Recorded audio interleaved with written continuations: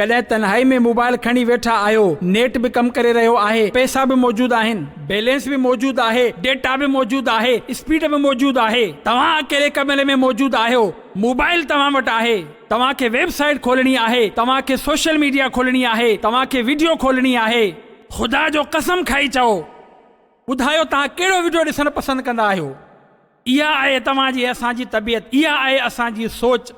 जंहिंखे अल्लाह ऐं रसूल जो दीन पसंदि हूंदो आहे, उन सां मोहबत हूंदी आहे, पसंदि मां मुराद ख़ुदा सां मोहबत हूंदी आहे, उहो नेकी जी दावत ॾिसंदो, उहो परहेज़गारी जी ॻाल्हियूं ॾिसंदो, क़ुरान हदीस जूं ॻाल्हियूं ॾिसंदो, क़ुरान हदीस जूं ॻाल्हियूं पढ़ंदो, उहो क़ुरान खे ॾिसंदो, उहो क़ुरान पढ़ंदो, उहो काबो ॾिसंदो, मिठो मिठो मदीनो ॾिसंदो, गुनाहनि भरिया मनाज़िर न ॾिसंदो, फिल्मूं ड्रामा न ॾिसंदो, पंहिंजी निगाहुनि खे गंदो न कंदो।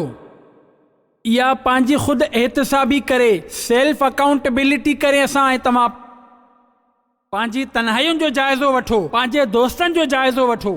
इन जे लाइ चवंदा आहिनि, जॾहिं तव्हां पंहिंजी धीउ जी शादी करणु निकिरो, जंहिं छोकिरे सां शादी कराइणी आहे न, ॾिसो उन जा दोस्त कहिड़ा आहिनि। इहा मां तव्हांखे वॾे हिकमत जी ऐं तमीज़ जी ॻाल्हि ॿुधाई आहे। उनखे ॾिसो उन जा दोस्त कहिड़ा आहिनि, उथे वेहे कंहिंसां थो, छो जो पंहिंजी तबियत सां उन्हनि सां उथंदो वेहंदो, उहो पंहिंजी सोच जे मुताबिक़ वेहंदो। जेकॾहिं हुन जा दोस्त नेक आहिनि, परहेज़गार आहिनि, मुत्तक़ी आहिनि, आशिक़ान रसूल आहिनि, त सम्झी वेंदो त हिन जी तबियत में बि इहो शामिल आहे।